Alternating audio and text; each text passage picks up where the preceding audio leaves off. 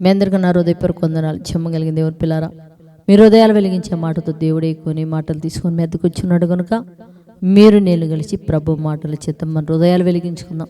మన హృదయాలు దేవుడు వెలిగించబోయే ముందు రాత్రికాలం నుంచి మిమ్మల్ని, మీ కుటుంబాన్ని, మమ్మల్ని సమస్తాన్ని జ్ఞాపకం చేసుకున్న దేవునికి ప్రభు అయిన యేసుక్రీస్తు వారి నామములో శిరస్సు వంచి వందనాలు తెలియచేసుకుంటూ, ఈ దినం ఏ మాటల చేత అయితే దేవుడు మన హృదయాలు వెలిగించాలనుకున్నాడు ఒకసారి మనం చూడగలిగే దేవుని పిల్లరా, సామెతల గ్రంథం 15:32 రాయబడిన మాట, గద్దింపునకు లోబడిన వాడంట వివేకి అవుతాడంట. అంటే గద్దింపును వినువాడు, గద్దింపునకు వినువాడు వివేక అవుతాడంట. దేవుని పిల్ల గద్దింపు అంటే మాట, అంటే దేవుని మాటగా నేను లోబడి దేవుని మాటగా జాగ్రత్తగా విన్నావంటే నువ్వు ఎలాగవుతావు? వివేకము కలిగిన వాడిగా జీవిస్తావు.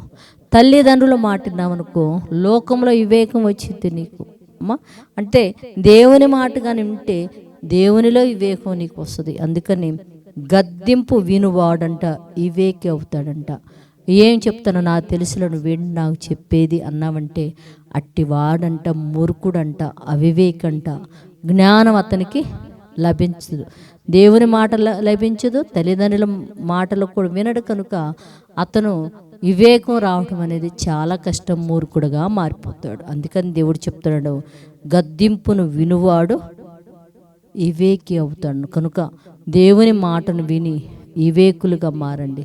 తల్లిదండ్రుల మాట విని మీరు వివేకులుగా మారునట్లు ప్రార్థించిద్దాం. జీవము కలిగిన మా పరలోకపు తండ్రి, నాయన నీ మాట, నీ గద్దింపును వినక అవివేకులుగా మారిపోయి నీ మీద తిరగబడుతున్నారు.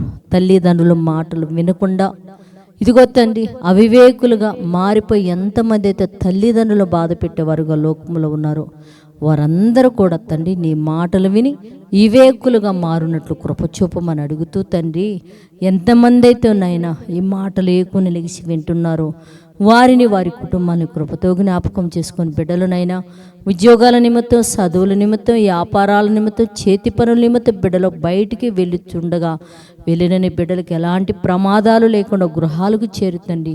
కుటుంబాలతో కలిసి నిన్ను ఆరాధించి నీ మహిమ పొంది బిడ్డలుగా వారిని చేయమని అడుగుతూ మా రక్షకుడు నీ కుమారుడనేసే పరిశుద్ధ నామములో ప్రార్థన అడుగుతున్నాము తండ్రి, ఆమేన్. మీ అందరికీ నా హృదయపూర్వక వందనములు.